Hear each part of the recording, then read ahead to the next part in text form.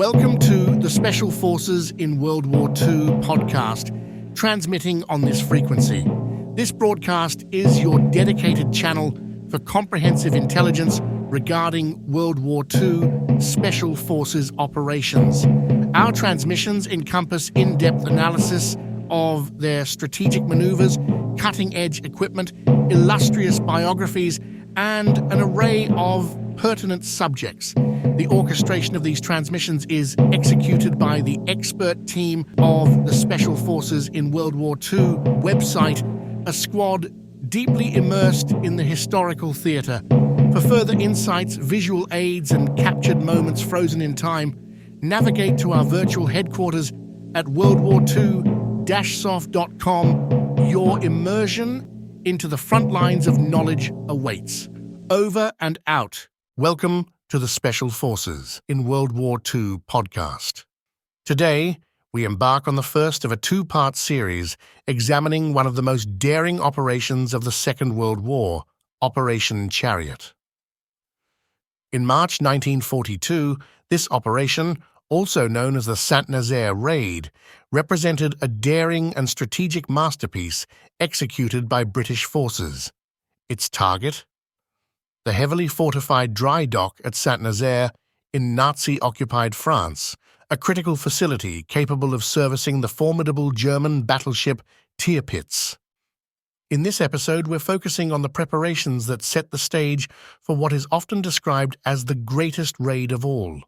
It will take us into the war rooms where the operation was conceived. We will explore the meticulous planning, from selecting the right personnel and equipment to the innovative tactics designed to outwit a formidable enemy. We will try to help you understand the complexities and challenges faced by the planners and operatives of this significant operation. From the modification of the HMS Campbelltown to the training of commando forces, every detail counted in the lead-up to the raid. This episode sets the scene for Part 2, where we will delve into the execution of the raid itself. Together, these episodes form a comprehensive look at an operation that exemplifies courage, innovation, and the indomitable spirit of World War II's Special Forces. So stay with us as we unravel the story behind Operation Chariot, a tale of courage, cunning, and the audacious spirit of the Special Forces during World War II. This is not just a story of a raid. It's a narrative of how precision planning and sheer bravery can shape the course of history. Operation Chariot, a name that would etch itself into the annals of military history. But where did it all start? What were the first steps in orchestrating such a colossal and risky operation? In this episode, we'll dissect every layer of its inception, from the initial intelligence that sparked the idea to the rigorous training and preparation of the units involved. This is the Special Forces in World War II podcast, and this episode is Operation Chariot, Preparations for the Greatest Raid of All. Preparations. The strategic context for the operation is rooted in two pivotal encounters between 1941 to 1942. The initial confrontation sees the British Home Fleet, spearheaded by the British Admiral-class battleship HMS Hood and the King George V-class battleship HMS Prince of Wales, chase the German Bismarck and Prinz Eugen. The Bismarck is the first of two Bismarck-class battleships built for Germany's Kriegsmarine. The ship is named after German Chancellor Otto von Bismarck. The Prinz Eugen is the third of a class of 5 heavy cruisers of the Admiral Hipper class. Their clash on May 24, 1941, is brief and devastating, with HMS Hood catastrophically hit within minutes, leading to its destruction. Following this, the Bismarck, lightly damaged and leaking oil, aims for repairs at the harbour of Saint-Nazaire. During the voyage to the harbour, the ship is attacked by aircraft of the HMS Ark Royal and suffers unrepairable damage to its rudder. The next day, the Bismarck is destroyed by an overpowering British naval force. Another significant episode takes place in February 1942, when the Scharnhorst-class battlecruisers Scharnhorst and Gneisenau evade the Royal Air Force and Royal Navy, navigating the English Channel to reach the relative safety of Baltic ports. While the Bismarck is defeated, the looming threat remains in the form of its sister ship, the Tirpitz. By 1941, isolated Britain is heavily reliant on sea routes for vital war supplies, with U-boats severely threatening these lines. While smaller naval vessels counter the U-boats, the battleships of the Kriegsmarine are an altogether different menace. By January 1942, the operational Tirpitz, stationed in Norwegian fjords, poses a significant concern for Prime Minister Winston Churchill. As a contingency against its potential breakout into the North Atlantic, 6 battleships, 4 British, 2 American, stand prepared. Strategies are being developed to either neutralize the Tirpitz in its stronghold or upon its breakout. This moment is also when the significance of Saint-Nazaire comes into the spotlight, being the sole port on the French Atlantic coast capable of housing a battleship of Tirpitz's magnitude. The Normandy dock, constructed initially for the massive passenger liner Normandy in 1932, is the world's most extensive dry dock at the time. Depriving the Kriegsmarine of this facility will likely deter them from deploying the Tirpitz in the North Atlantic, redirecting its focus to the Arctic convoy routes instead. By the dawn of 1942, the strategic importance of Saint-Nazaire's Normandy dock is evident, but its assault poses a formidable challenge. Given the dense civilian presence, a Royal Air Force-led aerial bombardment is considered impractical due to the absence of advanced precision bombing techniques at that time. A direct assault will be equally challenging, as evidenced by the subsequent Dieppe raid. A voyage to the port via the hazardous River Loire estuary will inevitably come under the surveillance of coastal gun stations. At the same time, the Special Operations Executive, SOE, explores the prospect of sending agents for sabotage, but deems it unfeasible given their limited capabilities.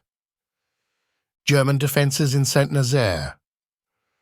The Germans heavily fortify the vicinity of Saint-Nazaire, with approximately 5,000 troops stationed in its immediate surroundings.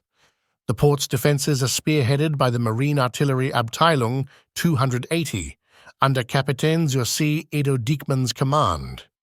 This battalion boasts an arsenal of 28 guns, with calibers ranging from 75 mm to the massive 280 mm railway guns, all of which are strategically placed to protect the coastal entries.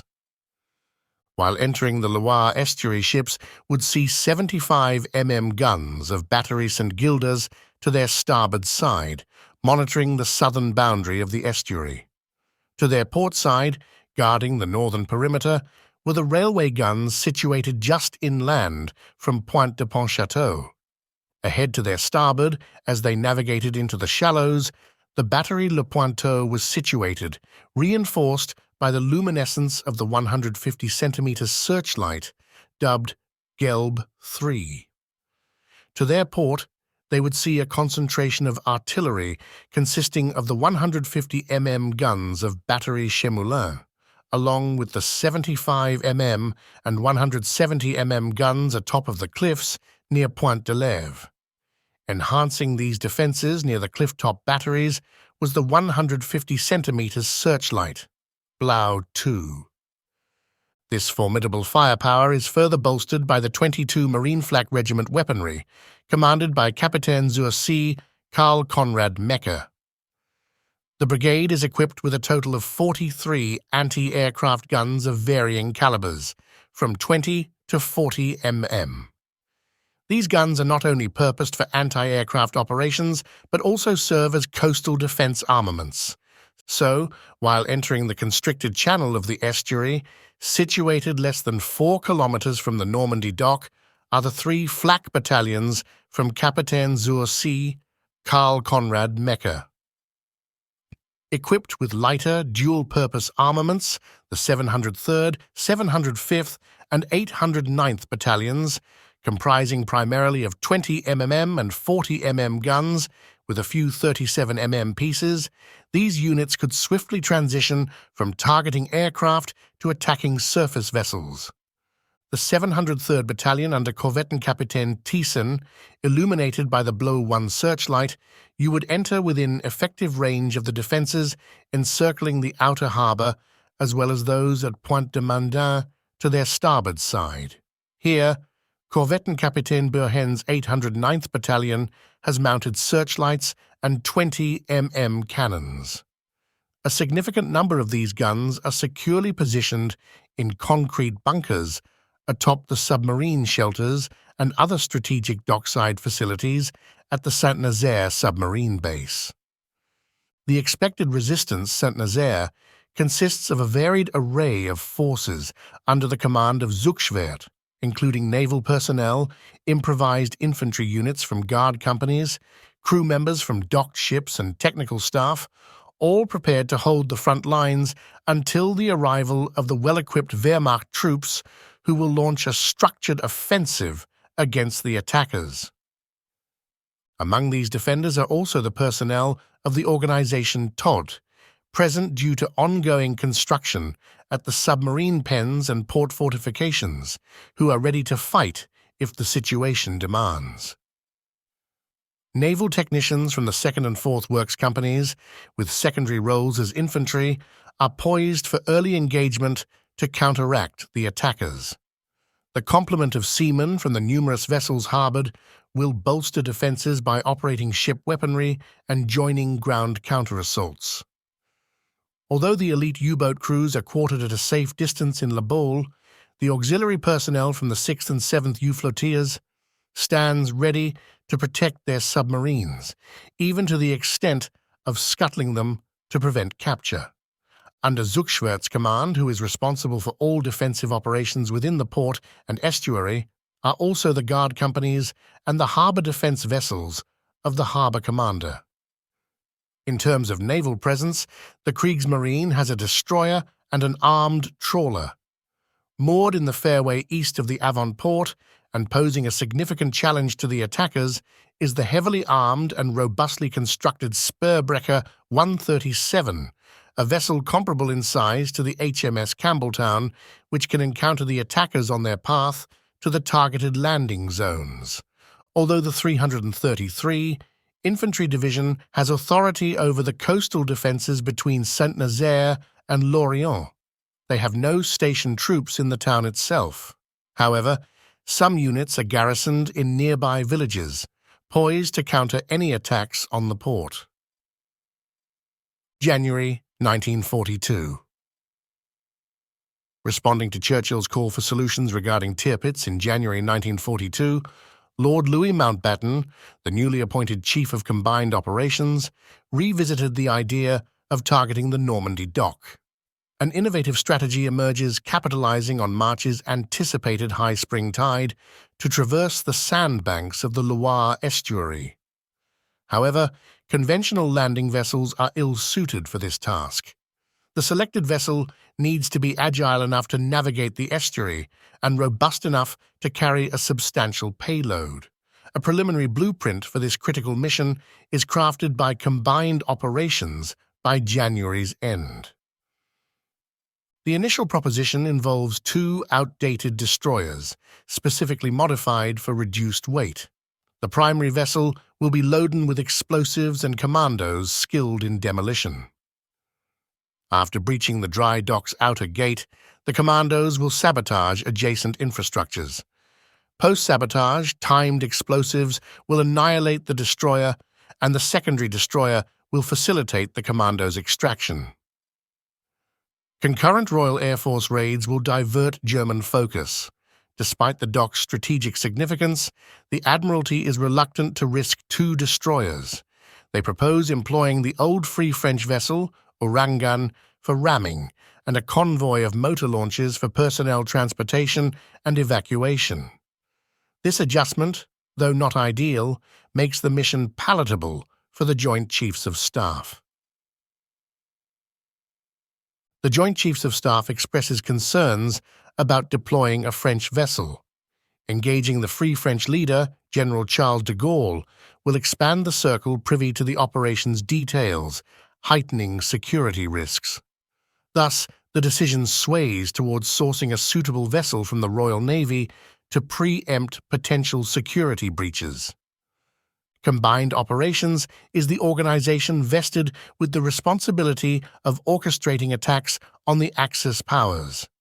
At a time when the resources aren't abundant for a full-fledged counteroffensive, Great Britain's priority is to sustain an offensive posture. This strategy serves dual purposes, lifting morale domestically and shaping propaganda abroad. The rationale is also to ensure that Germany doesn't have an uncontested hold over the occupied territories. Therefore, these raids aim to compel the Germans to deploy troops along the coastlines, diverting their focus from other fronts. However, Combined Operations orchestrates the complexities of coordinating between the Army, Navy, and Air Force. This inter-service dynamic occasionally leads to alterations or outright cancellations of planned raids due to resource constraints. Nevertheless, Combined Operations has at its disposal the formidable Army Commandos, a group of elite soldiers structured into a special service brigade under the leadership of Brigadier Charles Hayden. From the Special Service Brigade, No. 2 Commando is chosen for the attack on the Normandy dock in Saint-Nazaire. In early 1942, the men of No. 2 Commando are involved in their routine training in Ayr, Scotland, with their headquarters at Wellington Square. During this period, the commanding officer of No. 2 Commando, Lieutenant Colonel Newman, is frequently absent, causing some speculation among the men about a potential upcoming operation.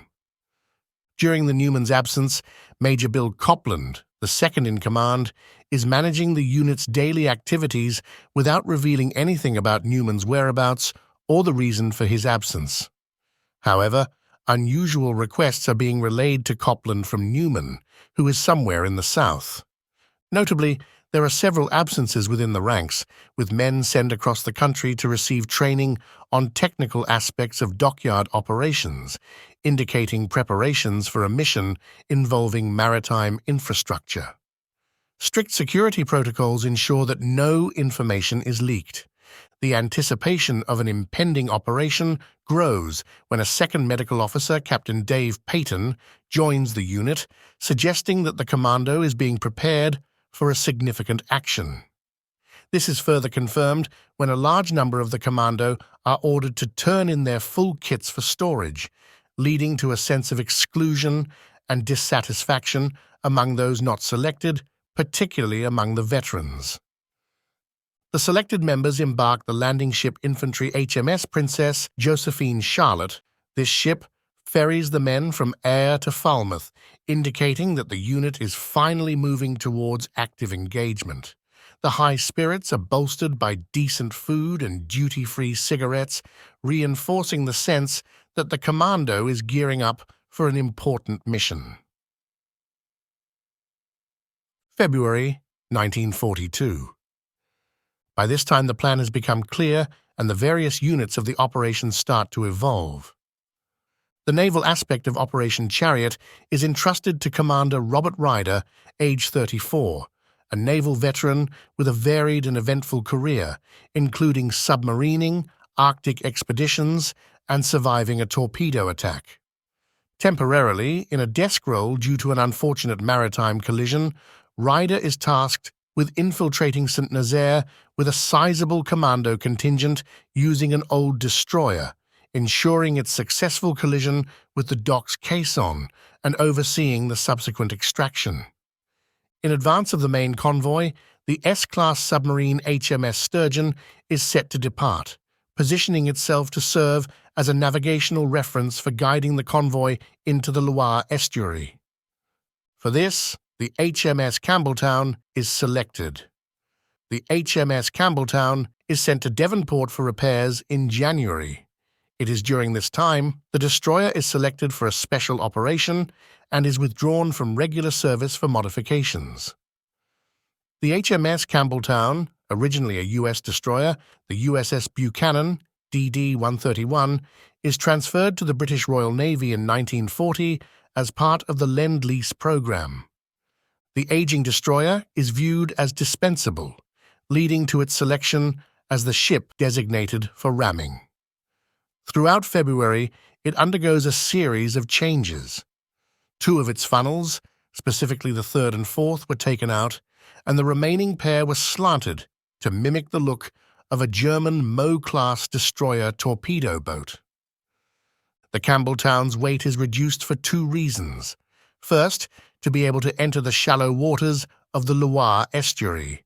Second, to allow the ship to reach the necessary speed to ram the gates of the dock. This is achieved by removing much of her armor, all non-essential equipment, provisions, and the decks are cleared. In spite of that, the bridge structure and wheelhouse receive enhanced armor. Additionally, to safeguard the commandos stationed on the open deck, 2 layers of armor are installed along the ship's sides. On the weaponry front, a 12-pounder gun is added to the front, while 8 Oerlikon anti-aircraft guns are placed on the top deck.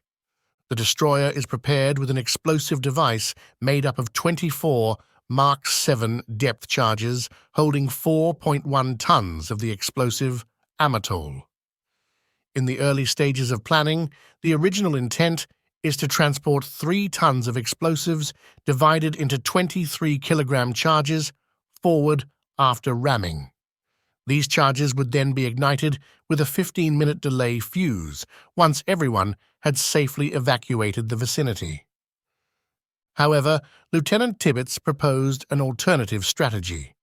His idea is to position a massive demolition charge deep within the ship's structure, equip it with multiple independent layers of fusing, and ensure its placement against the caisson by sinking the ship right where it needed to be. This would also prevent the ship from being towed away before the explosion. To achieve this, Tirpitz plans to use 24 depth charges, interconnected through fusing, housed in a compartment made of concrete and steel, located at the top of a fuel tank directly behind the forward gun support. He accurately predicts that the forward section of the ship, upon ramming, will not buckle to such an extent that the charge will be compromised. Tirpitz's group tests 2 types of fuses, a 2.5-hour time pencil and an 8.5-hour acetone cellulose delay. During testing, the time pencils ignite punctually, while the AC fuses are delayed by 2 hours. The primary distinction between the two is that the time pencils can be triggered remotely from a hidden compartment within a wardroom table leg. In contrast, the AC fuses, once set to the desired delay, are directly embedded within the charges, eliminating the need for any further human intervention. Lieutenant Commander Stephen Sam Beatty is appointed to captain of the HMS Campbelltown. The ship's crew is trimmed down to 75 members. Besides the ship's crew, approximately 79 commandos will travel on board of the HMS Campbelltown to Saint-Nazaire to perform their missions in the harbour. In the event that Campbelltown is incapacitated or immobilized before reaching the Normandy dock, motor launches 160, 270, 298, and 446 are on standby to evacuate the crew and ensure the landing of her commandos. Should this scenario unfold, the explosives aboard the HMS Campbelltown are set to detonate after the final withdrawal of the small boats. If the HMS Campbelltown is absent from the scenario, Motor Torpedo Boat 74 is assigned to launch an attack on the caisson with its specialized torpedoes, aiming to accomplish the mission objectives in the face of adverse circumstances. If HMS Campbelltown successfully navigates the gauntlet of German defenses and reaches the caisson, the condition of the caisson, whether open or closed, will determine the next steps of the operation. In the case that the caisson is closed, the strategy is for Campbelltown to ram it at full speed. This will ideally allow the ship's bow to mount the caisson, creating a makeshift bridge, enabling rapid disembarkation of the troops directly onto the dry dock. Alternatively, if the caisson is open, Commander Beatty is to position the HMS Campbelltown parallel to the dry dock wall on her port side. There, the plan is to sink the ship right next to the caisson sill to ensure the impact of the explosion will be as significant as possible, potentially causing irreparable damage to the dry dock facilities. In the scenario where the dock area is clear, but the inner caisson remains closed, Lieutenant Commander Wynne is assigned to bypass HMS Campbelltown with his motor torpedo boat 74 and deploy the specialized torpedoes against the caisson itself. This action aims to destroy or damage the caisson, thereby fulfilling one of the key objectives of the operation, to render the dry dock unusable by the enemy fleet. To facilitate the movement of the remaining commandos, 12 Fairmile B motor launches from the 20th and 28th Motor Launch Flotillas are designated. They are further fortified with 2 Oerlikon guns positioned at the bow and stern, supplementing their existing twin Lewis guns. During the latter stages of planning, a concerning oversight came to light. The fleet is ill-equipped to confront potential enemy vessels they might encounter en route or within the estuary. To address this, 4 motor launches from the 7th Dartmouth Flotilla are incorporated. However, due to the time constraints, their primary armament isn't updated. As a result, these torpedo-armed launches continue to be equipped with their outdated Hotchkiss guns. These launches are assigned to engage any German vessels encountered in the estuary rather than transport commandos. Every motor launch is outfitted with a 2,300 litres auxiliary fuel tank on the upper deck to enhance their operational range. A Fairmile C-type motor gunboat, known as MGB 314, under command of Lieutenant Dunstan Michael Carr Curtis, serves as the headquarters vessel for the raid. On board are the Naval Headquarters Party under command of Commander Robert Edward Dudley Ryder, the Commando Headquarters Party under command of Lieutenant Colonel Augustus Charles Newman, an intelligence detachment under command of Captain Anthony Frederick Terry and journalist John Gordon Homan of the Exchange Telegraph. Although the planners wanted a second motor gunboat, they receive MTB-74, a Vosper Thornycroft 70 motor torpedo boat under the command of Sub-Lieutenant Robert Charles Michael Vaughan Wynne, 7th Baron Newborough. Sub-Lieutenant Michael Mickey Wynne's vessel is a late addition to the raid. MTB-74 was modified for an intended assault on the battlecruisers Scharnhorst and Gneisenau in Brest, but was never deployed for this purpose. The motor torpedo boat has significant fuel consumption and is limited to either a pace of 6 knots or 33 knots. This limitation means the motor launch can only operate in a stop-start fashion, necessitating intervals of waiting. Given its inefficiencies, it becomes evident the boat will require towing if deployed as it is. The boat's limitations draw criticism, prompting urgent modifications before the mission. The boat is equipped with 2 motorless torpedoes mounted on its foredeck. Each torpedo contains 1,800 pounds of delayed action explosives. However, for these torpedoes to be effective, MTB-74 needs to approach its target very closely. The vessel has a dual mission.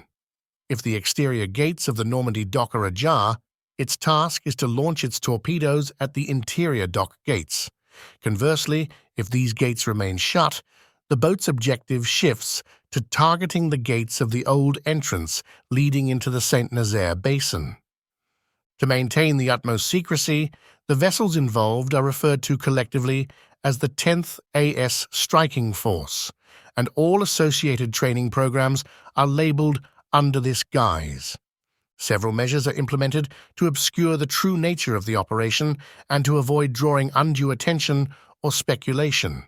One such measure is the issuance of tropical clothing to the crews of the motor launches, which is intended to mislead and suggest a different climate or region of engagement other than the actual target. As earlier said, Lieutenant Colonel Charles Newman, a seasoned territorial army officer and pre-war building contractor, is selected to command the commando detachment in the operation.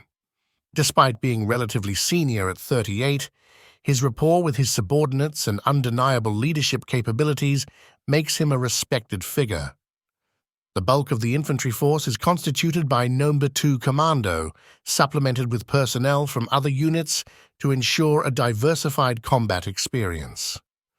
The commandos embark on a rigorous regimen of nocturnal urban warfare training. During the training period, the commandos are split into 3 distinct groups for the mission. Group 1 and 2 will land by motor launches, while Group 3 will start their mission from the HMS Campbelltown. Each group further branches into assault, demolition, and protection units. The assault units are tasked with paving the way for the subsequent teams. Demolition units, bearing explosive devices and armed only with sidearms, will incapacitate the strategic targets. Protection teams, equipped with Thompson's submachine guns, are responsible for safeguarding the demolition units during their operations.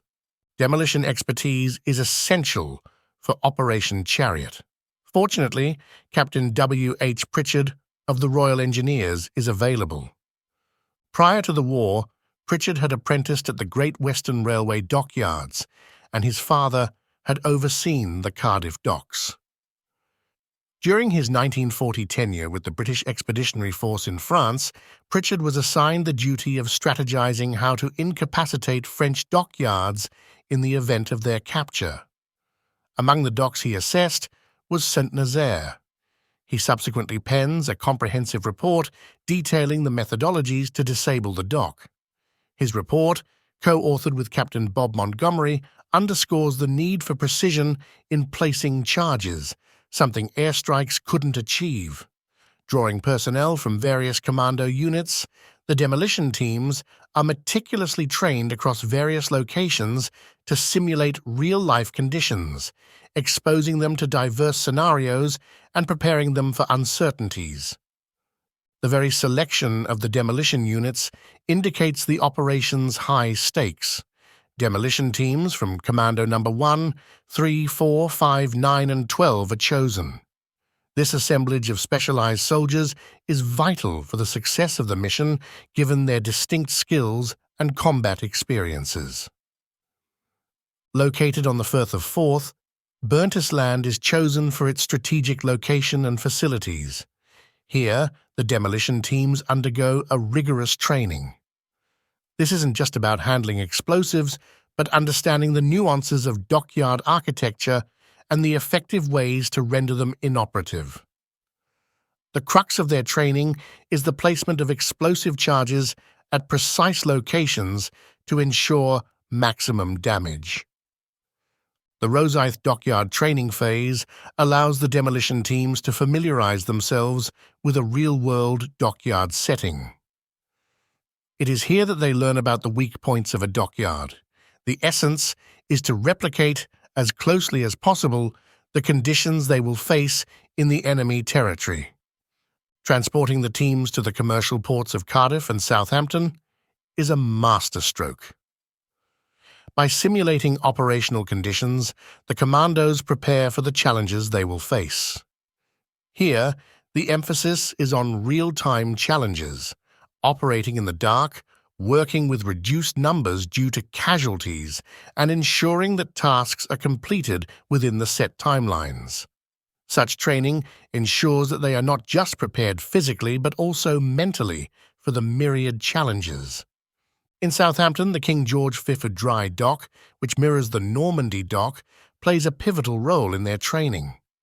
The exercises here are not just about placing charges, but understanding the intricate workings of a dock. For example, Lieutenant Chant's exercise of descending into the pumping chamber reflects the need to target the very heart of the dry dock operations. Similarly, exercises by Lieutenants Brett, Burtonshaw, Purden, and Smalley indicate the comprehensive nature of their training, ensuring every aspect of the dock is targeted for maximum damage. The swapping of teams between Cardiff and Southampton after a week ensures that all commandos receive a well-rounded experience. This is essential to prepare the demolition teams for any eventuality, given that in real combat situations, unforeseen challenges will occur. Once the demolition teams have mastered their objectives, they are assigned to one of the 3 commando groups that will attack the Normandy docks in Saint-Nazaire. Each group is assigned to a specific area with specific objectives. Group 1. Group 1, commanded by Captain Bertie Hodgson, consists of 89 men. The men are transported into Saint-Nazaire on motor launches 447, 457, 307, 443, 306, and 341. Their main mission is to secure the Old Mole and neutralize anti-aircraft gun placements around the southern docks. Once these objectives are achieved, they are to advance into the Old Town and destroy the power station complex, bridges, and locks leading from the avant-port into the basin. This strategic demolition is vital to preempt a German counterattack through those routes. Securing the mole is also of paramount importance, as it will serve as the extraction point post-operation. And when the commandos from Group 1 accomplish their mission, the Old Town will be effectively shielded by water on 3 sides, with the security on the remaining side ensured by the commandos from adjoining groups. This fortified position will then serve as a stronghold, enabling a well-coordinated and successful evacuation when necessary. The separate assault, demolition, and protection parties are instructed as followed. Assault Party 1F of Group 1 will be the first to land on the Old Mole from motor launch 447. The party consists of 15 members and is led by Captain David Leslie Burney, along with Lieutenant Bill Clibben. The party is tasked with clearing and securing the Old Mole, after establishing a bridgehead at the landward end of the mole. From this strategic position, the assault party can then offer protection to the remaining 5 motor launches both during their initial landings and later as they attempt to re-embark troops to return to England. A crucial secondary task involves neutralizing gun position 62, housed within a nearby building. This action will enable the structure to serve as a regimental aid post for the 2 commando medical doctors who are scheduled to land shortly afterwards. Their presence is essential for providing immediate medical attention to the wounded during the operation. Motor Launch 341 is transporting Assault Party 1E. This second 15-man unit is led by Captain Bertie Hodgson and Lieutenant Neil Oughtred. Also on board are Captain Mike Barling, the first of the commando medical officers, along with 2 medical orderlies. Once landed, Hodgson's group is tasked with advancing through Burney's established bridgehead and moving southward to take control of the Long East Jetty in the avant-port.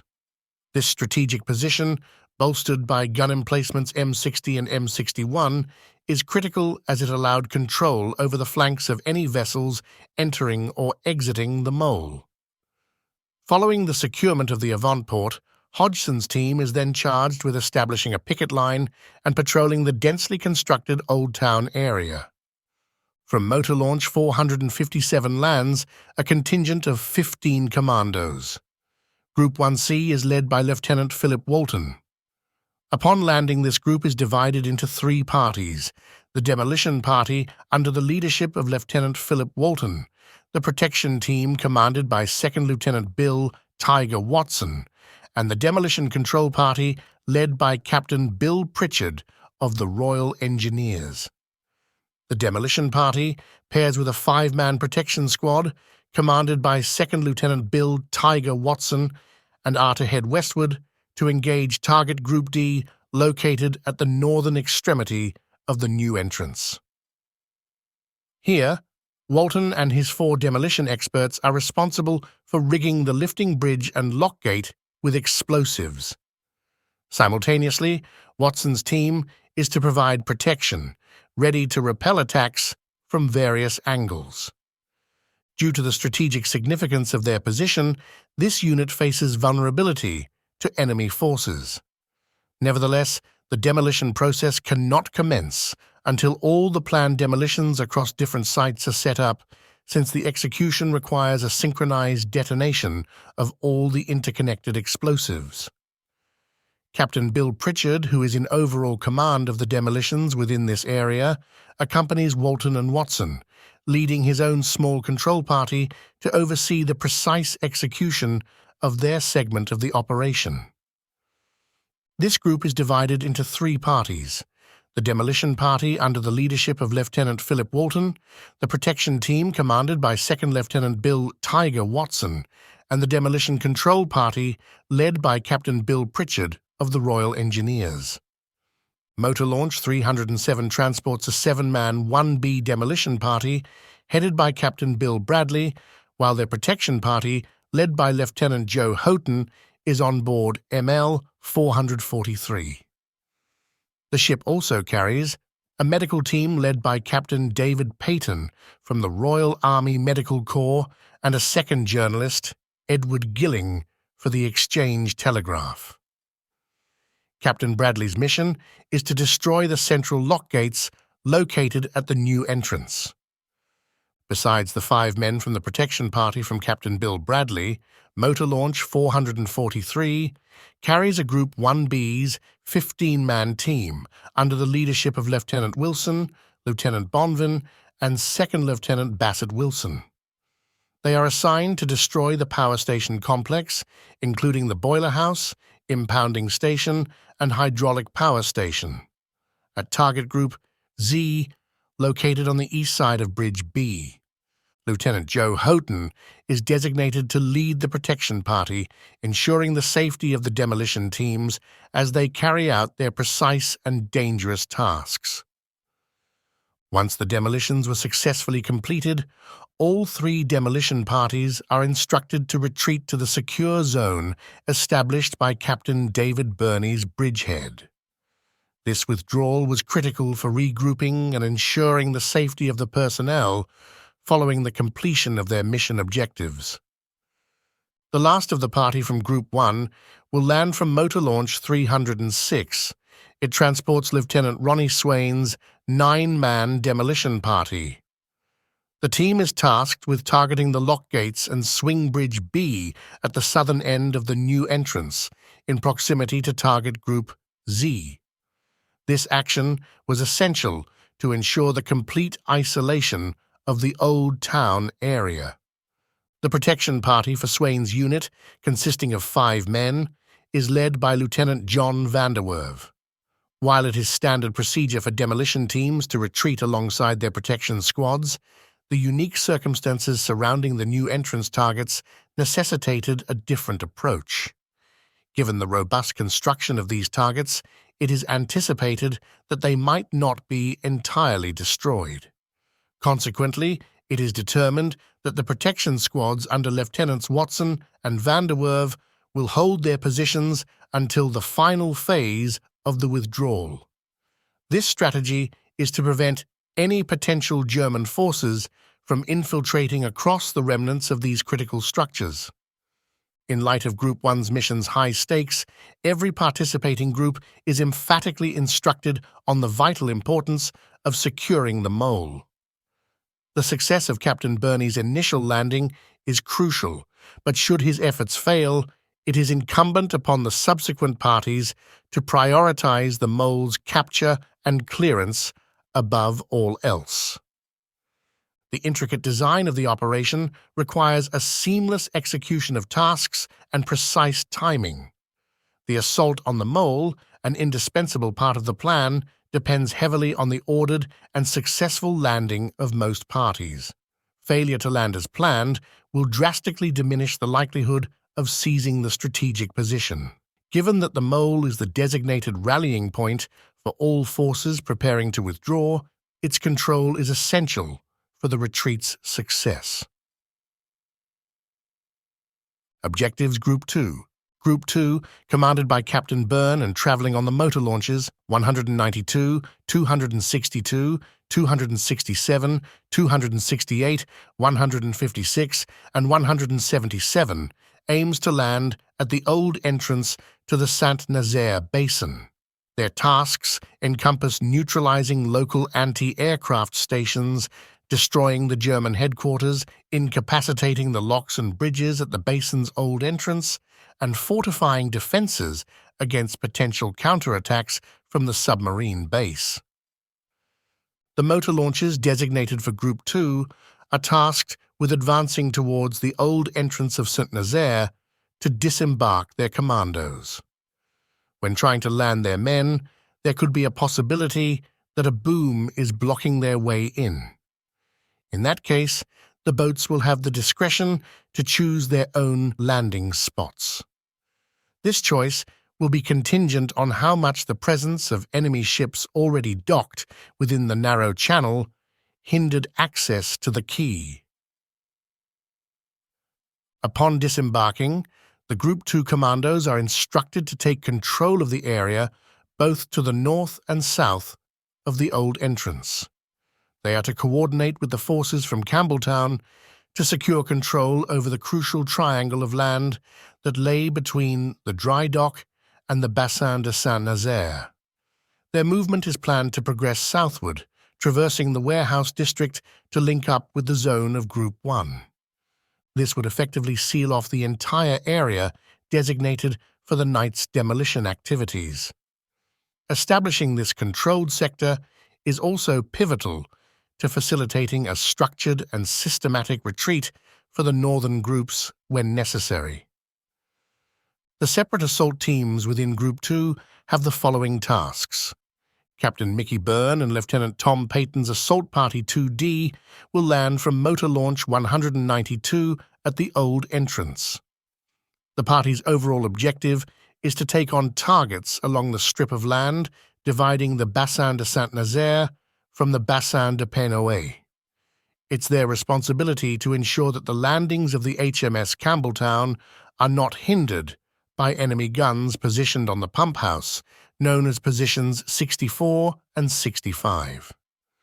In their designated target zone, the party is also tasked with disabling 2 wooden flak towers, as well as neutralizing any gun placements near the Pont de la Douane.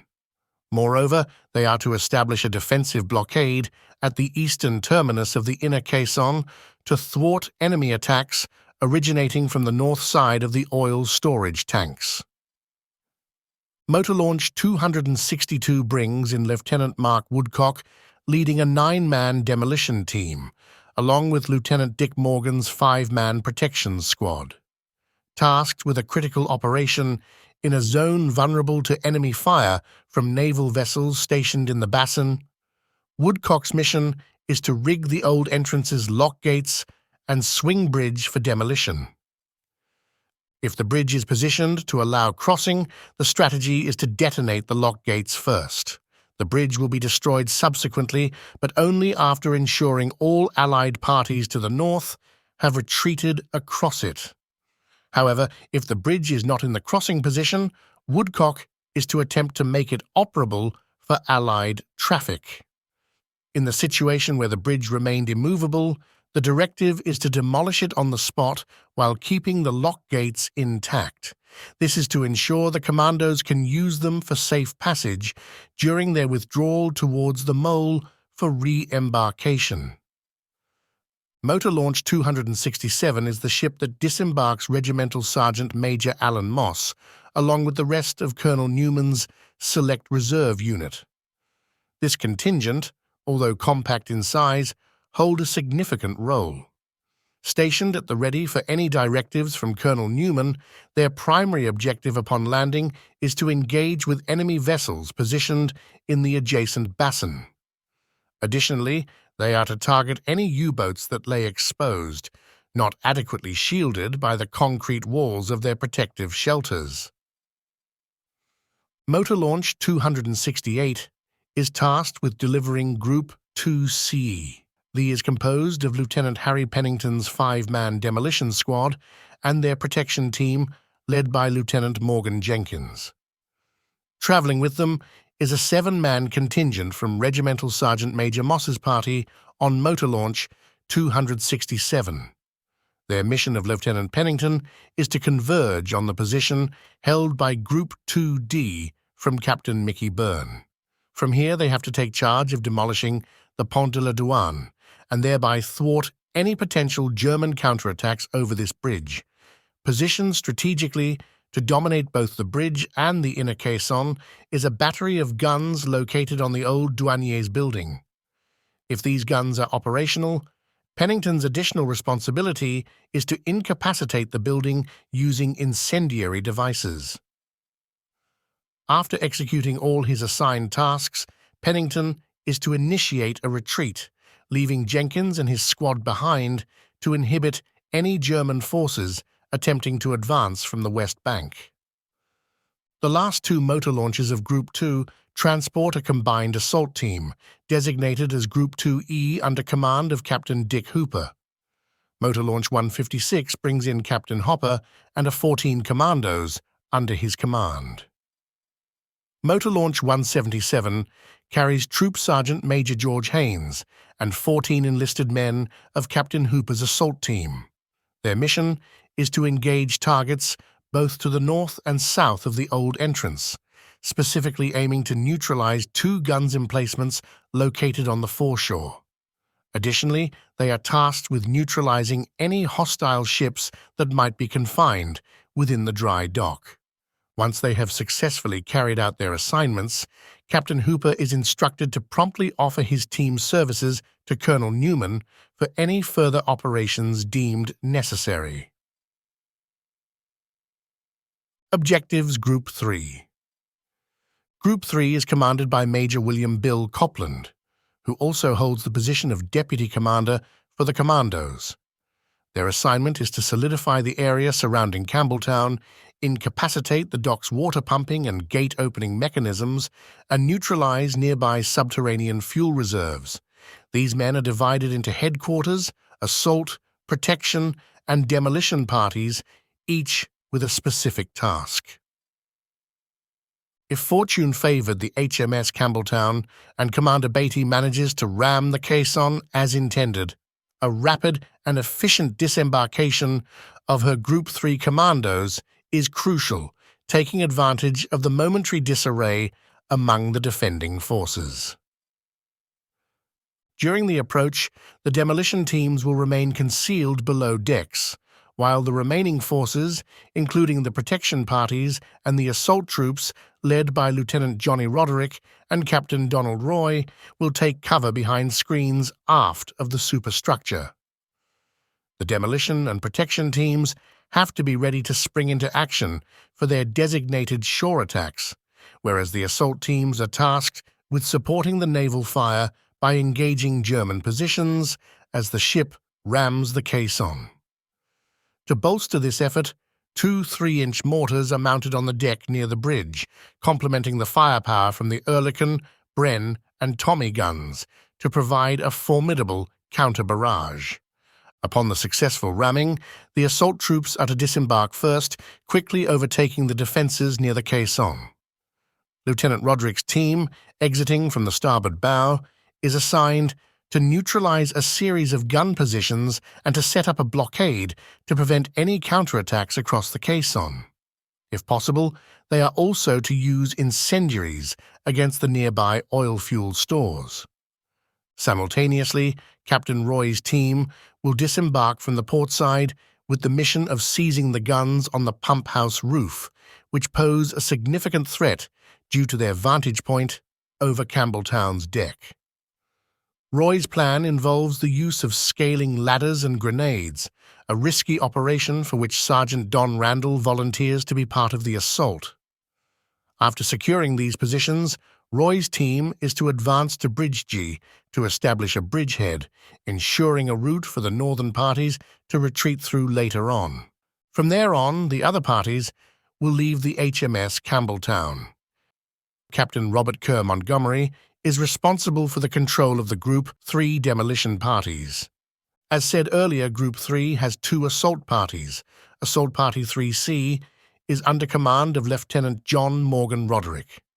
Their primary target is to attack the flak positions at the southeast corner of the Normandy dock, after which they must destroy fuel storage units and prevent the enemy from approaching from the northeast towards the landing area. Assault Party 3D, under command of Captain Donald William Roy, is to target the flak positions on the roof of the pumping station and Bridge G. At the latter, they have to form a bridgehead for covering the withdrawal and resist any attacks from vessels in the Bassin de Saint-Nazaire. Group 3 has 5 demolition parties. Demolition Group 3A1 is commanded by Lieutenant Robert J.G. Burtenshaw. The primary objective of this group is to destroy the outer caisson if HMS Campbelltown fails to ram the dock. When the ship succeeds in doing so, they have to reinforce Demolition Party, Group 3B, under command of Lieutenant Gerard Brett team at the inner caisson of the Normandy dock. Demolition Group 3A2, led by Lieutenant Christopher John Smalley. Task is to destroy the southern winding house. Demolition Group 3. A3, headed by Lieutenant Stuart Whitemore Chant, is tasked destroying pumps and motors of the Normandy dock inside the pumping station. The 3-3A demolitions groups are protected in their tasks by Protection Group 3A, commanded by Lieutenant HGL Hoppy Hopwood. Demolition Group 3B1, under command of Lieutenant Gerard Brett, has to move along the west side of the dock after leaving the HMS Campbelltown and destroy the inner caisson. Demolition Group 3B2, commanded by Lieutenant Corin William Brooke Purden, also has to move along the west side of the dock and from there destroy the northern winding house. These 2 Demolition 3B groups are protected by Protection Group 3B, led by Lieutenant M.C. Bungs Dennison. Auxiliary Headquarters is commanded by Major William Oranmore Copland. This group is responsible for the overall control of Group 3. Major Copland is designated as the last to depart from the HMS Campbelltown, leading a compact unit with the imperative to quickly move through Colonel Newman's headquarters to the Old Mole. There, in collaboration with the Naval Pier Master, he will orchestrate the extraction process. Following the execution of their duties on board, the Campbelltown sailors are to disembark onto the dock, awaiting evacuation by motor launches near the old entrance. Should this route be compromised, their alternative was to proceed to the Mole for evacuation. The pivotal moment of the operation, known as 0 hour, is scheduled for 1:30 on the morning of Saturday, March 28, 1942. The plan strictly allocated a maximum of 2 hours for the commandos to conduct their operations on land, with all motor launches expected to vacate the Mole by 3:30, initiating their return journey. The contingency plans for an emergency evacuation are as clear as they are urgent, with multiple redundant systems in place to ensure that no one missed the call to retreat. The combination of visual and auditory signals is designed to cut through the chaos of battle. Visually, the firing of 35-star red and green rockets will serve as a stark and unmistakable signal even amidst the turmoil of combat. These pyrotechnics will be easily identifiable by all participating units, signaling them to cease their current engagements and prepare for immediate evacuation. Audibly, the operation plans to employ the loud klaxons of the motor launches as well as loud hailers broadcasting the code word Ramrod. These sounds are chosen for their ability to penetrate other noises on the battlefield, ensuring that even in the heat of combat, the command to retreat will be heard. Upon recognizing any of these signals, all ranks are instructed to make haste to the Mole, which is crucially to be captured and held by the assault force. Holding the Mole is essential as it serves as the primary point of extraction, without which the orderly evacuation of the commando force will be significantly jeopardized. The retreat itself is also meticulously planned. It is to unfold in 4 distinct phases, starting with the withdrawal of all demolition teams, except for Lieutenant Mark Woodcock's team at Bridge G. The subsequent stages are designed to methodically reduce the size of the defended area, eventually consolidating at the position secured by Burney's bridgehead. Lieutenant Verity is tasked with managing the boarding of up to 40 men onto each motor launch and ensuring their expedited departure, as each craft is to make its way independently and as swiftly as possible toward the designated rendezvous point with the destroyers Atherstone and Tyndale. Wounded personnel, after receiving initial medical care at the regimental aid post, are to be moved to the 2 motor launches, specially equipped with medical staff from Falmouth. Once these motor launches are filled with the injured, they will set off to join the rest of the escapees. Any motor launch too heavily damaged to make the journey back are to be intentionally sunk to prevent enemy capture. The motor launches that manage to evade the coastal batteries and other dangers are to regroup and make their way back to British shores, retracing the route they took to reach the operations site.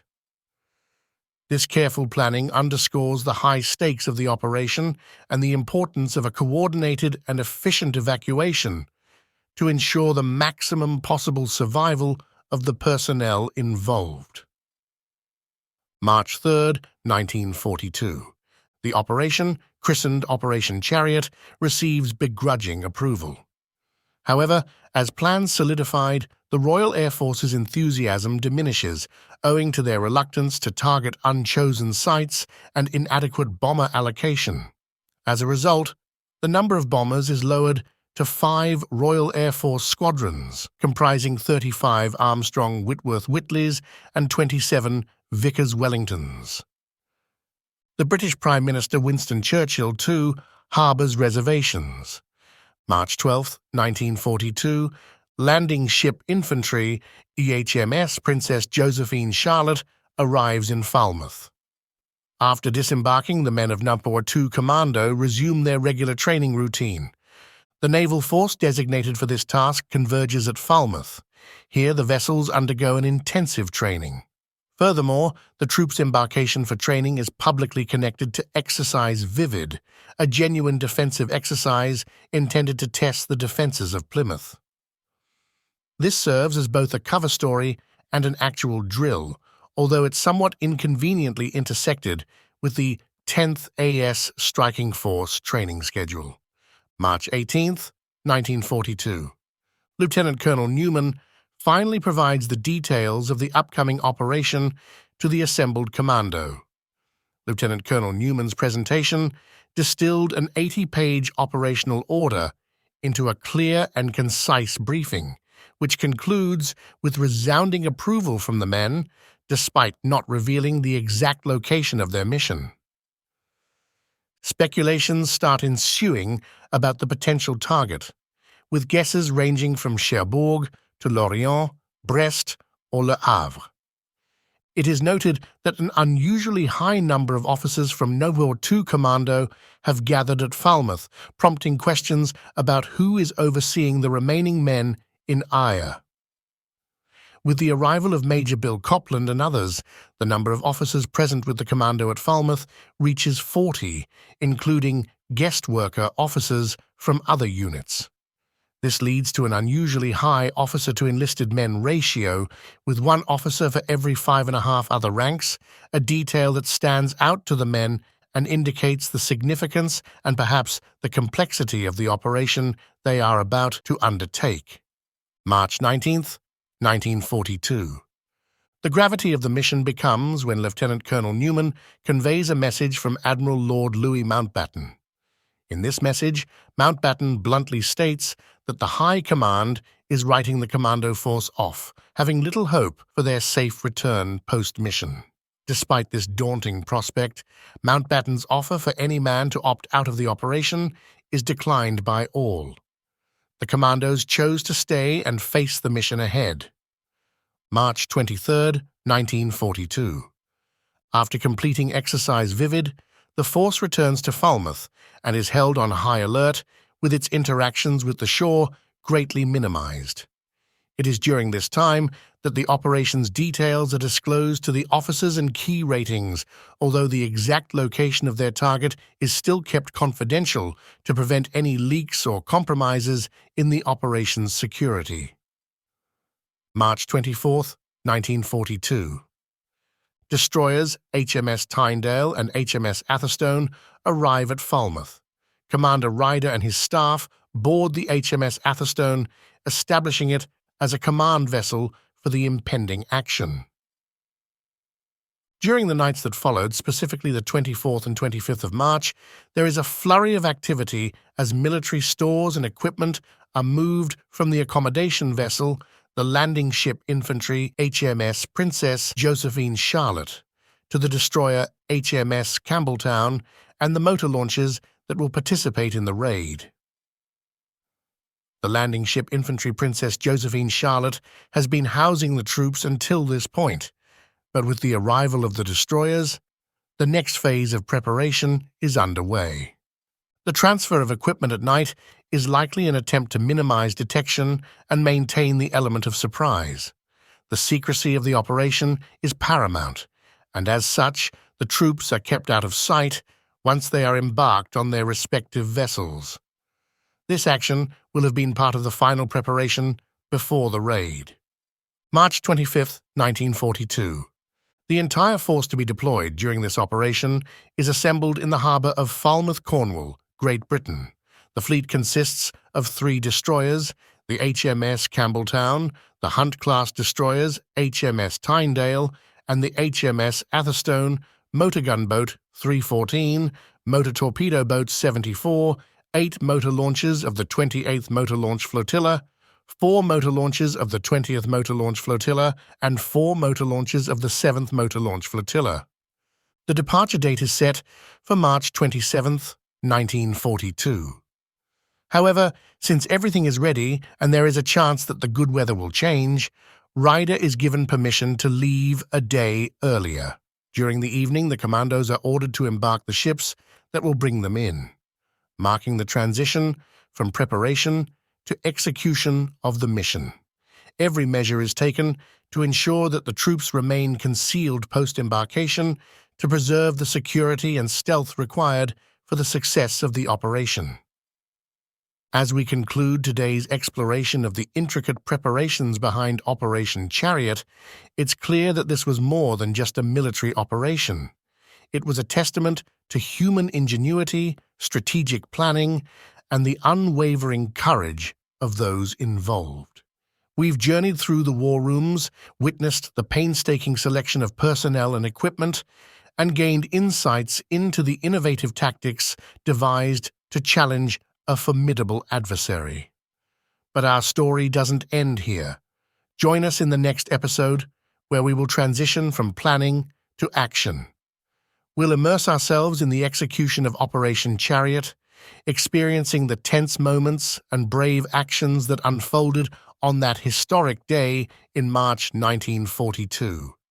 We will recount the daring approach of HMS Campbelltown, delve into the heart of the raid, and honor the valor of those who risked everything. The next episode is where strategy meets reality, where bravery turns the tide of war, and where history is written by the bold. So stay tuned for the next episode in our 2-part series, examining one of the most daring operations of the Second World War. In this episode, Operation Chariot, the greatest raid of all, will bring you the vivid details, the heroic stories, and the lasting impact of this daring operation. Thank you for joining us on the Special Forces in World War II podcast, reminding you that history is not just a series of events, but a tapestry woven by real people with real stories. Until next time, keep exploring, keep learning, and keep remembering.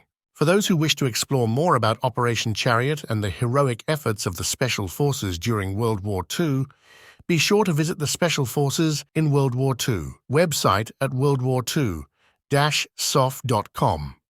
This site is an invaluable resource, offering detailed information, maps, and an extensive collection of photographs that vividly illustrate the story.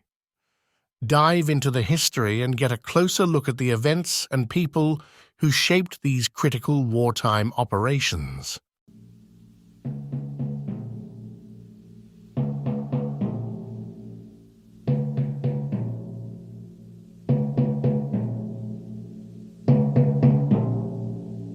And that concludes this mission briefing, fellow warriors of knowledge.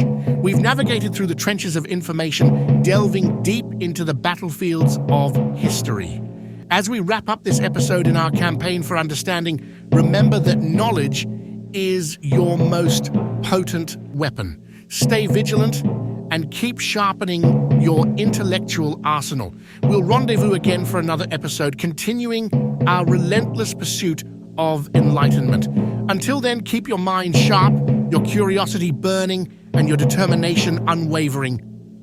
Simultaneously, you are hereby alerted to our outposts on Facebook, Instagram, and YouTube, fortifying our information dissemination.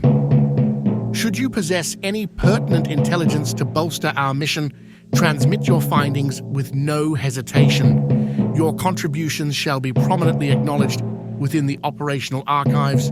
Furthermore, for those prepared to provide substantial reinforcement, navigate to our Patreon forward base and enlist. Your support is integral to sustaining our forward thrust. Carry forth the legacy. Dismissed.